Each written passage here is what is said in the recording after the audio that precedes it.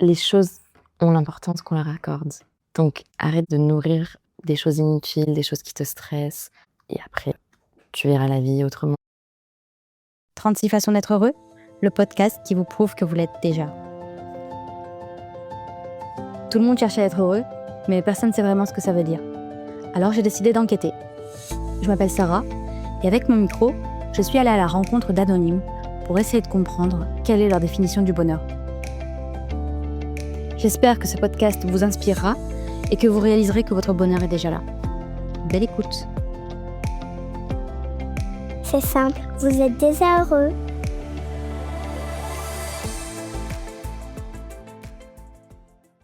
Eh bien, bienvenue Camille. Merci d'avoir accepté de participer au premier épisode du podcast 36 façons d'être heureux. C'est un grand moment pour moi, donc je suis un peu stressée. Bonjour Sarah, merci beaucoup de m'avoir conviée à ton podcast. C'est un honneur d'y participer. Aujourd'hui, je suis très heureuse de recevoir Camille pour le premier épisode. C'est une de ces personnes qu'on imagine toujours en train de sourire. Une de celles qui dégage une belle énergie, même quand elle est soucieuse ou qu'elle est fatiguée. Je me souviens pas l'avoir déjà vue se plaindre. Elle a la simplicité des gens qu'on aime côtoyer.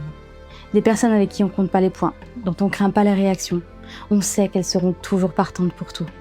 Camille, elle est comme ça. Alors il m'a paru évident que son témoignage serait la première façon d'être heureux de ce podcast.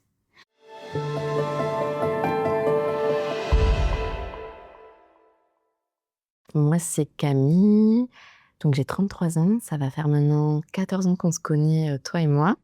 On s'est rencontrés à la fac à Bordeaux. Et moi, ça va faire donc 14 ans que je suis partie de Bordeaux et 6 ans que j'habite en Irlande, à Dublin.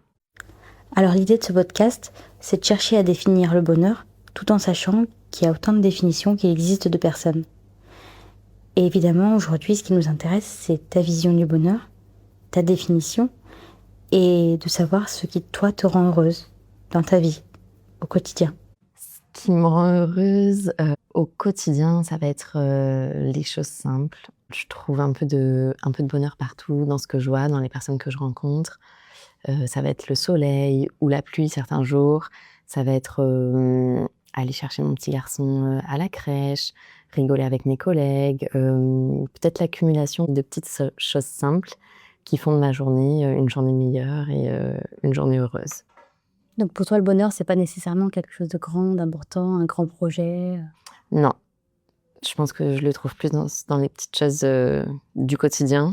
Je pense que quand j'étais plus jeune, j'essayais d'atteindre un état de bonheur que je pensais qui serait permanent. Une fois qu'il était atteint, j'aurais plus à travailler dessus et à mettre des choses en place pour l'atteindre. Et maintenant, avec un peu plus de recul et un peu plus avec l'âge, je me rends compte que je le trouve plus dans les petites choses du quotidien et que ce sera jamais un état perpétuel et stable et qu'il y aura toujours des hauts, toujours des bas, mais que je devrais toujours me concentrer sur le positif. Et aujourd'hui, est-ce que tu t'estimes globalement heureuse ? Oui, sur une échelle de 1 à 10, je dirais 7. Donc c'est pas mal, 7 sur 10. C'est vrai. Alors comme on est un petit peu à froid, je te propose de nous dérouiller avec des petites questions-réponses très rapides. Vas-y, c'est parti. Alors, quel film ou livre te rend heureuse ? Alors, un livre que j'adore, paradoxalement, c'est La vie de Maupassant. Alors, c'est vrai que Maupassant parle souvent de la douleur, de la solitude, un peu de la fragilité de la vie. Mais bizarrement, moi, c'est ce qui me rassure parce que ça me rappelle que les émotions comme ça font aussi partie de l'expérience humaine. Donc aujourd'hui, on parle du bonheur, mais la manière dont il décrit toute cette tristesse, il écrit tellement bien que ça en devient apaisant. Qui est pour toi l'incarnation du bonheur ? Ma mère. Ah oui ? Ouais. C'est une personne très positive, pleine de vie. Elle respire la joie de vivre et ouais. C'est quoi une journée de congé idéale pour toi ? Journée de congé idéale, ça serait mon petit garçon à la crèche pour avoir du temps pour moi pendant la journée. Une petite balade au bord de l'eau, à la mer, qu'il fasse pas trop chaud, pas trop beau, mais un peu de soleil quand même. Ça serait m'arrêter, donc là je parle aux alentours de Dublin, m'arrêter dans mon petit café préféré après cette balade, juste flâner comme ça. Et ensuite, récupérer mon petit garçon, passer un moment avec lui, que ce soit au parc, juste profiter. Des choses simples, Ouais, comme dans ta définition du bonheur. exactement. J'ai une autre question pour toi. Est-ce que tu préfères les souvenirs heureux ou l'excitation d'un événement futur? Ah oui, c'est dur. Ça peut être 50-50. Ça peut être 50-50. Ouais, je peux pas choisir, ouais. 50-50. Tu préfères un cadeau qui se conserve ou une expérience à vivre? Un cadeau qui se conserve. Qu'est-ce qui te fait facilement rire? Je dirais les gens joyeux, qui font toujours des petites blagues, qui sont heureux.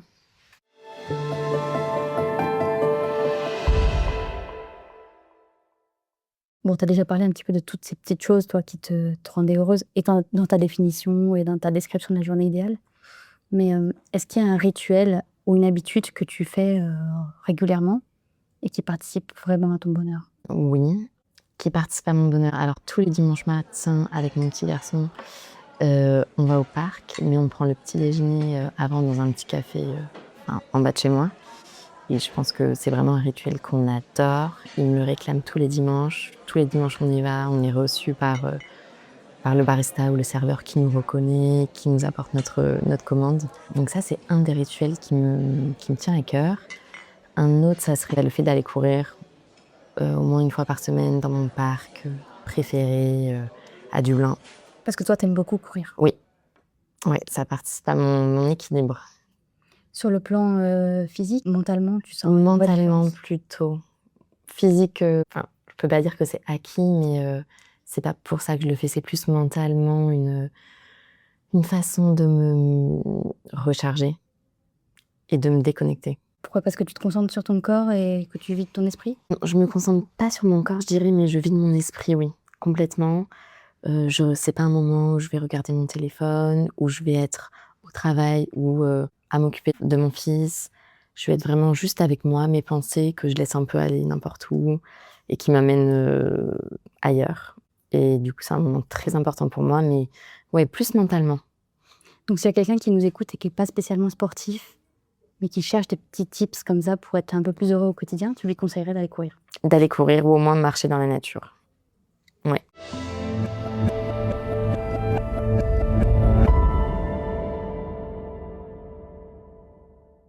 On va se plonger dans les souvenirs. Ouais. On recule.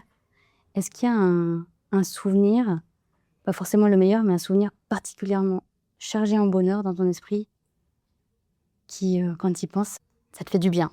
Alors un souvenir particulièrement heureux, chargé en émotions, lors d'un concert l'année dernière que j'ai été voir. J'attendais de voir cet artiste depuis très longtemps et donc avant le concert, j'étais très excitée. Le concert, c'était parfait et après le concert, j'ai écouté ses chansons pendant des mois et des mois, je les écoute encore. Et là, je sais qu'il va annoncer sa prochaine tournée le 8 septembre et je suis déjà à fond, je pense que je vais aller le voir dans plusieurs villes. Alors, à l'inverse, est-ce qu'il y a un défi dans la vie, une épreuve plus ou moins difficile qui t'a appris des choses importantes, qui t'a appris une leçon sur le bonheur peut-être, et qui, rétrospectivement, t'amène à prendre conscience des choses qui sont importantes pour toi? Alors, j'ai perdu plusieurs de mes proches.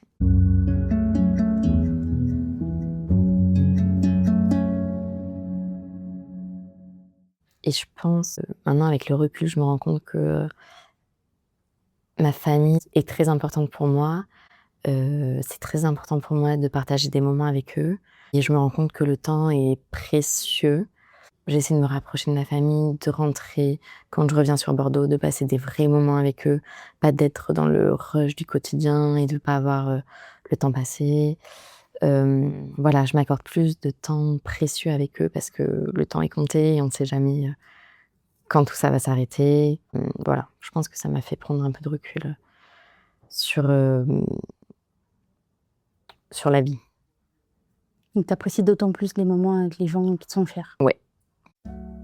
Avant d'aller plus loin avec Camille et de parler des relations qu'elle a avec ses proches, je voulais faire une petite pause pour vous partager une étude qui, pour moi, a changé vraiment ma vision des choses. C'est l'étude d'Harvard. Je ne sais pas si vous la connaissez. Elle a duré plus de 80 ans et l'idée, c'était de suivre la vie de plus de 742 personnes. Donc ça pouvait durer 30 ans, 40 ans dans la vie d'une personne. Et ces gens-là, ils devaient noter, partager, rapporter tous les détails de leur vie. Ils étaient interviewés tous les 3 ans.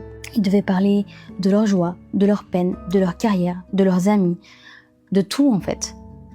Et ce qui est fascinant, c'est que l'étude a démontré que ce sont ni les richesses, ni la carrière, ni même la santé qui rendent les gens heureux, mais plutôt la qualité de leurs relations.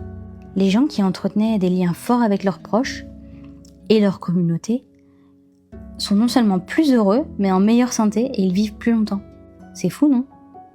Et c'est pour ça que cette étude, que je trouve très intéressante, je vous invite à la découvrir, notamment dans un livre qui s'appelle The Good Life. C'est un pavé, je suis très honnête avec vous, mais ça vaut vraiment le coup d'aller au moins jeter un œil dans ce livre.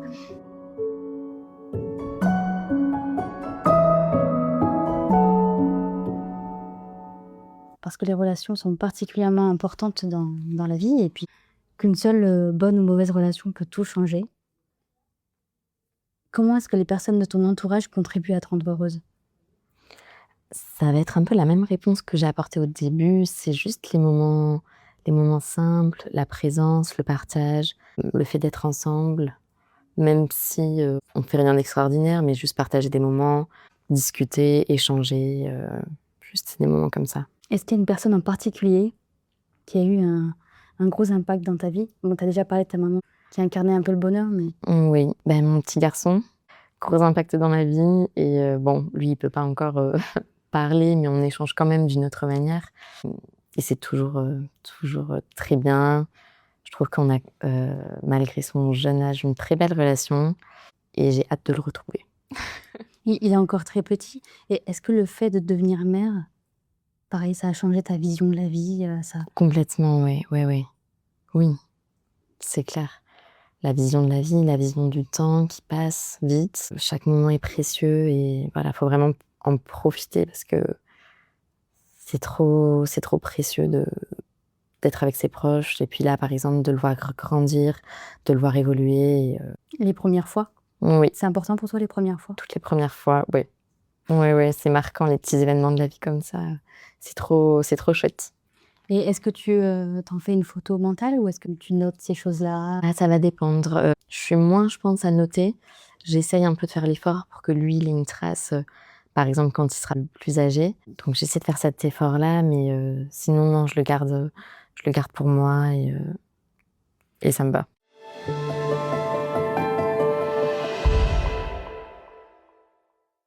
Alors, je te propose maintenant de parler d'un thème assez différent, donc de toi, de ce qui te plaît dans la vie. Et donc, c'est le thème des passions et des accomplissements. Ok. Alors, dans ta vie, après, ça change régulièrement selon l'âge, selon les périodes, etc. Mais en ce moment, quelles sont les activités ou les passions qui t'apportent de la joie, où tu te dis, tiens, je vais me faire plaisir, là, je vais faire... Alors, comme on disait tout à l'heure, la course à pied. Très important dans ma vie depuis très longtemps, depuis que je suis adolescente. Ça m'apporte l'évasion dont j'ai besoin après une semaine de travail, après une journée de travail. La course à pied, juste marcher dans la nature, être un peu connectée à la nature et me balader. Vraiment, en courant, en marchant, c'est là que je m'évade dans ma tête, mais c'est important pour moi. Et est-ce qu'il y a un accomplissement, donc que ce soit personnel ou professionnel, dont tu es particulièrement fière dans ta vie, un truc que tu as fait, et pour toi c'est une telle victoire que tu es vraiment fière d'avoir réalisé ça? Oui, alors là, en lien avec la course à pied, je dirais toutes les courses auxquelles j'ai participé, que ce soit des 10 km au marathon, c'est toujours trop bien de passer la ligne d'arrivée et de se dire waouh, je l'ai fait et je peux être fière de moi et c'est trop bien.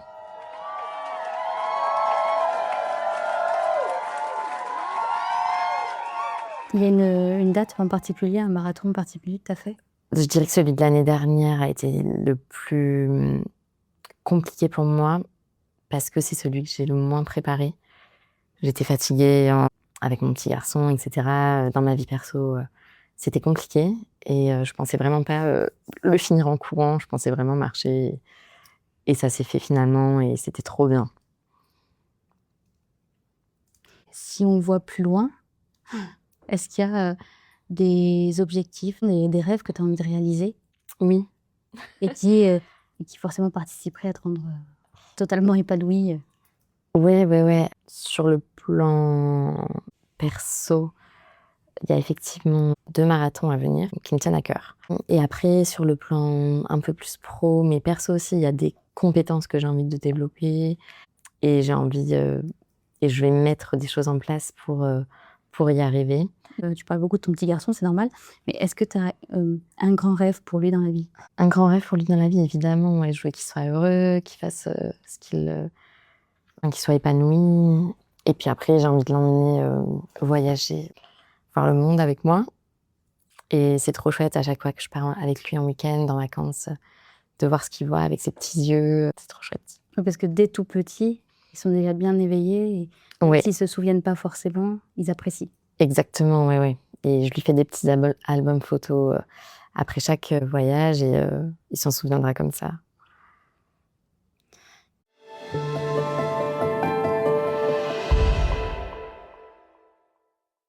Et si tu pouvais donner un conseil à quelqu'un qui cherche à être heureux, en imaginant que voilà, tu as bien vécu, tu vas t'endormir apaisé et quelqu'un est à ton chevet et tu as un conseil pour être heureux à lui donner. Les choses ont l'importance qu'on leur accorde.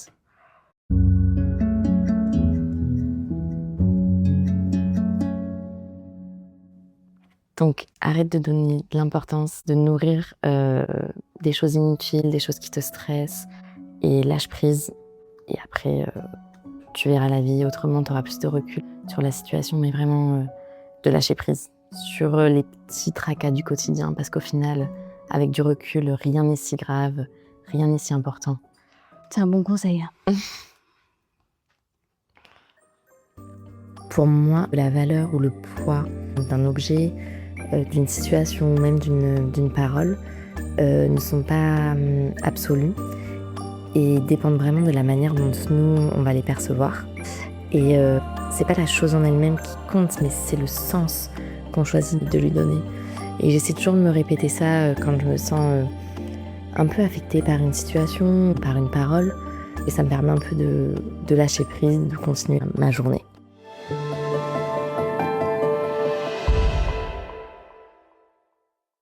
On est déjà arrivé au bout. Je te propose une petite question bonus. Allez, avec plaisir.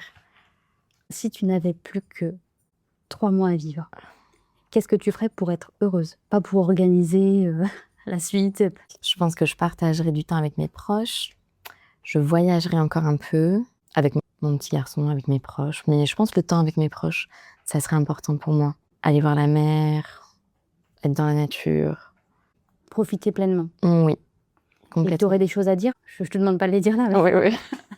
Parce qu'il y a des Non, choses, mais dire aux gens que je les aime, que c'était trop bien, de les rencontrer, d'avoir partagé un bout de chemin avec eux. Peut-être reprendre contact avec des personnes, à qui, je parle pas au quotidien forcément, voilà, pour leur dire quelles importances elles ont eu dans ma vie, ouais, je pense que c'est important de se dire les choses. Et si c'était dans 3 ans? Je pense à peu près la même chose. Déjà, j'arrêterai de travailler. T'arrêterais de travailler? Oui, pour avoir tout le temps que je veux pour moi et pour m'occuper de mes proches, passer du temps avec eux, voyager.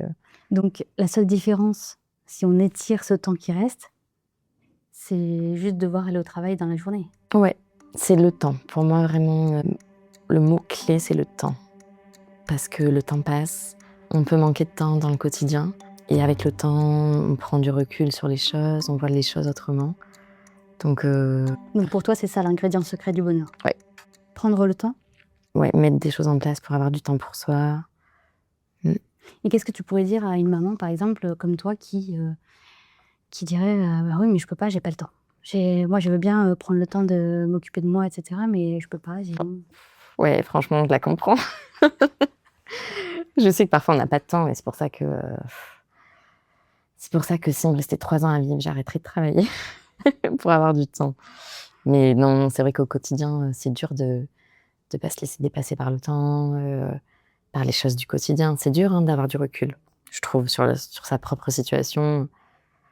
Mais c'est un exercice à faire.